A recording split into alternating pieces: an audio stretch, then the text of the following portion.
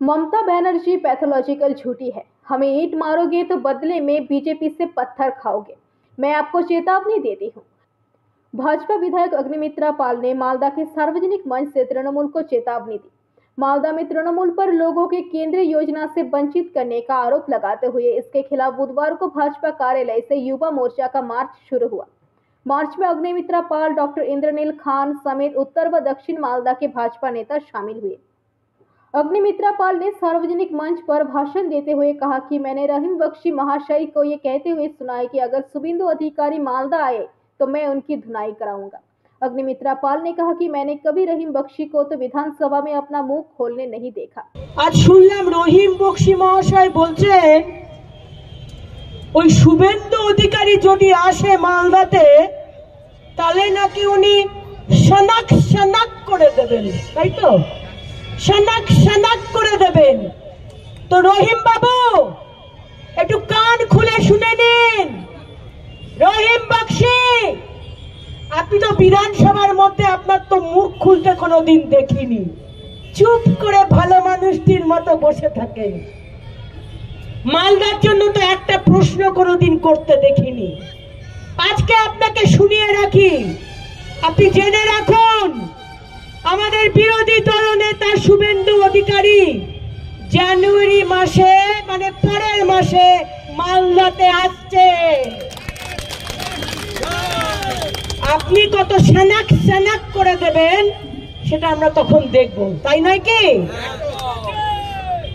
তৃণমূলের নেতারা ওই উদয়ন বাবু বলেন নাকি গোপ ছিঁড়ে দেবেন। আচ্ছা, কি দোষ করলো গোপ বলুন তো? একজন বলে গোপ ছিঁড়ে দেবে, আপনাদের রহিম দাদা বলেন দাঁত ছিঁড়ে নেবে, আর আপনাদের ওই কি নাম ওই গৌতম দেব তিনি বলেন জিপ টেনে দেবে। কিন্তু আপনাদেরও একটা কথা বলে রাখি, তৃণমূলের যত নেতা মন্ত্রী রয়েছেন, আজকে আপনাদের এই ইংলিশ বাজারের মিউনিসিপ্যালিটি কোথায় কি দুর্নীতি হয়েছে সব ওই লাল খাতা নীল ডায়েরিতে লেখা হচ্ছে, তাই তো? সময় মতো সব খোলা হবে। আর এই পুলিশদেরও সতর্ক করে রাখছি, যে আপনাদের পুলিশ আজকে আমাদের দিদিমণি, আমাদের মমতা দিদি বলেছিলেন না কেন্দ্রের পয়সা চাই না, 100 দিনের কাজের টাকা চাই না, বলেছিলেন তো? আমাদের দরকার নেই, অভিষেক বাবু বলেছিলেন। আজকে সকাল সকাল চলে গেছেন আমাদের মোদিজির সঙ্গে দেখা করতে, টাকা চাইতে চলে গেছেন।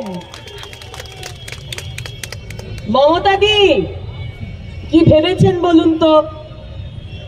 আপনার সরকার, আপনার নেতা মন্ত্রী কর্মী চুরি করবে, 100 দিনের কাজের টাকা চুরি, প্রধানমন্ত্রী আবাস যোজনার বাড়ির টাকা পাঠিয়েছে, চুরি করে নিয়েছেন, প্রধানমন্ত্রী বাথরুমের টাকা পাঠিয়েছেন, মানে যাকে আমরা বলছি পায়খানাও খাচ্ছে আজকাল তৃণমূল, সবই খাচ্ছে, তার টাকাও চুরি করে নিয়েছে।